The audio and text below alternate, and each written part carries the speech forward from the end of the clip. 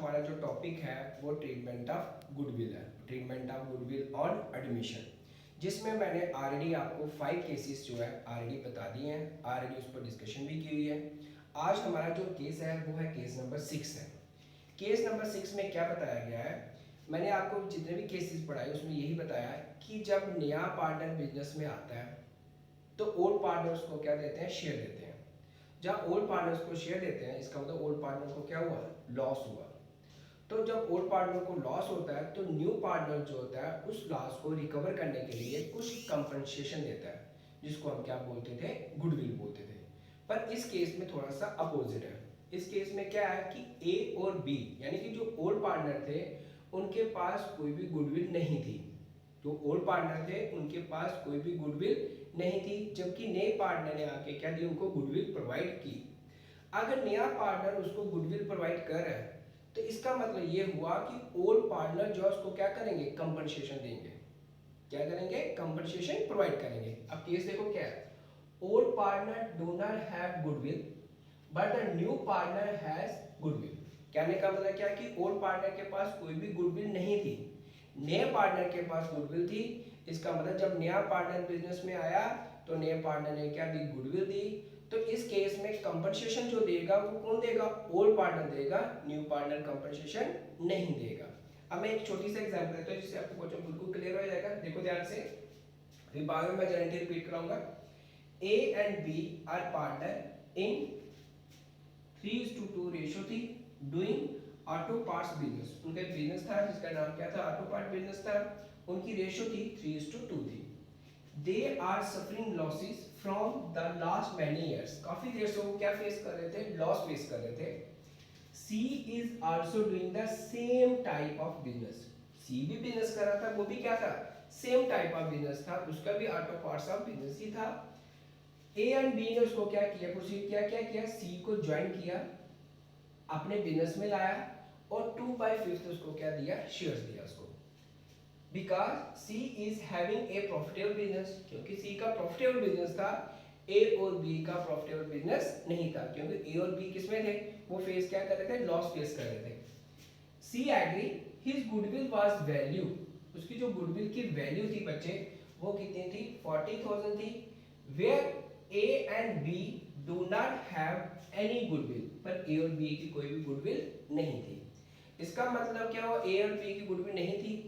इसका ये मतलब हुआ कि नया पार्टनर आया, उसने गुडविल दी और गुडविल वो किसने दी, नए पार्टनर ने दी। अब इस केस में जो कंपनसेशन जो देगा वो कौन देगा, ओल्ड पार्टनर देगा। अदरवाइज जितने भी मैंने आपको समझाया, हमेशा जो कंपनसेट देता है वो कौन देता है, न्यू पार्टनर देता है, ओल्ड पार्टनर नहीं देता। इसका मतलब ये ट्रांसैक्शन क्या, अपोजिट है। जितने भी आपने केसेस किए उसकी ये अपोजिट है। अब देखो ध्यान से बच्चों, इसकी गारंटी क्या आती है, ये गारंटी किसके व्यू पॉइंट से बनानी है, बिजनेस के व्यू पॉइंट से बनानी है। अब बिजनेस क्या करेगा, कंपनसेशन के लिए पैसा पहले रिसीव करेगा, किससे रिसीव करेगा, ओल्ड पार्टनर से। जब ओल्ड पार्टनर से रिसीव करेगा तो बिजनेस पे पैसा आएगा। अब वो पैसा किसको देगा, नए पार्टनर को, तो नए पार्टनर को जब पे करेगा तो पैसा उससे जाएगा। तो एंट्री क्या बनेगी, old partner capital account DR to new partner capital account बनेगा। अब देखो मैं कैसे एंट्री पास करता हूं। सबसे पहले मैंने क्या निकाला, calculation of goodwill compensate by A and B. A B को हमने जो कंपनसेशन करनी है वो कितना अमाउंट होगा, let the total share of form, मान लेते हैं टोटल शेयर ऑफ फॉर्म का वो कितना है, 1 ही लेना आपने। जो सी का शेयर था वो कितना था, 2/5 था, तो बैलेंस शेयर कितना बचा, 1 में से 2/5 को माइनस किया तो जो बैलेंस शेयर बचा वो क्या होगा, 3/5। तो goodwill amount compensate by A and B, goodwill का जो अमाउंट था जो कंपनसेट करेंगे ए और बी वो कितना करेंगे, गुडविल टोटल कितनी थी, 40,000। 2/5 शेयर किसका था, सी का ही था, उसको हमने बाहर निकाला। बाकी बैलेंस शेयर कितना बचा था, ये आपका बैलेंस बचा था। इसके साथ हम इसको मल्टीप्लाई करेंगे इनटू 3/5, तो कितना अमाउंट आया, 24,000 टोटल अमाउंट आ गया। अब 24,000 जो है ये किसने देना है, ए और बी ने देना है। इसका मतलब एंट्री किसके व्यू पॉइंट से बनी है, फर्म के व्यू पॉइंट से। तो फर्म ने क्या किया, पहले ए और बी से अमाउंट क्या किया, रिसीव किया, डेबिट बाय कंज्यूम। तो कितना अमाउंट आया, 24,000। क्या रेशियो थी, 3/5। 24,000 तो क्या रेशियो थी, 2/5। 3/5 और 2/5, टोटल अमाउंट कितना बना 144,000,9600। टोटल अमाउंट उसने किसको प्रोवाइड किया, सी को, टू सीज कैपिटल अकाउंट। तो ये उसकी क्या होगी, पेमेंट होगी। यहाँ से अमाउंट उसने रिसीव किया, किसने अमाउंट रिसीव किया, बिजनेस ने रिसीव किया, और पे किसको किया, सी को किया।